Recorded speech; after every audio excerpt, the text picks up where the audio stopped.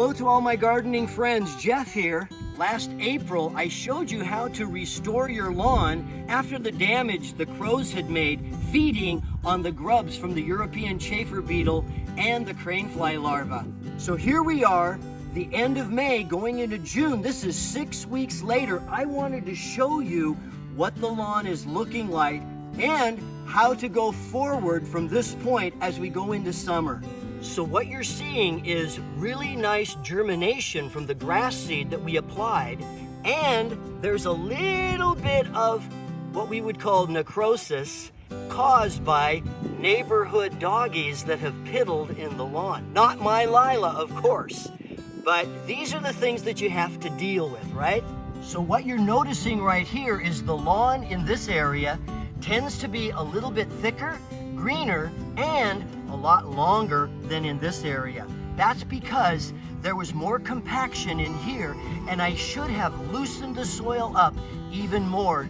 Now remember, your newly germinated lawn is not going to be drought tolerant, so supplemental watering in the month of July and August is going to be very important. This is only the third time that this lawn has been mowed since we top dressed and overseeded last April. Going forward now, this would be a great opportunity to put down some lawn fertilizer to carry you through the summer, and then come back maybe the end of September or the 1st of October for a fall fertilizing application at that time. One of my biggest pet peeves with residential gardeners is when they apply a fertilizer, they broadcast it clear onto the sidewalks and into the streets. And then, when it rains, the fertilizer is carried into the storm drains and straight out to Puget Sound. The problem is the nitrogen builds up in Puget Sound and creates an algae bloom that is not good environmentally. So we need to be more careful as homeowners. Our videos are not sponsored, and I don't sell gardening equipment, but I want you to know that I use a little electric lawnmower, an electric blower, an electric head shear, and weed eater. The batteries are interchangeable, and I hope to tell you, they're fantastic. There's no gas fumes. You don't have to mix gas with oil if you have a 2-cycle engine.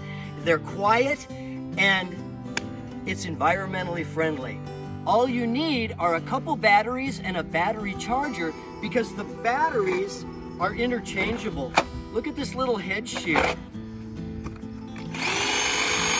The little electric blower is great for blowing the sidewalks clean, and you can use it on a slow setting to do your fertilizer as well if you get fertilizer on your sidewalk.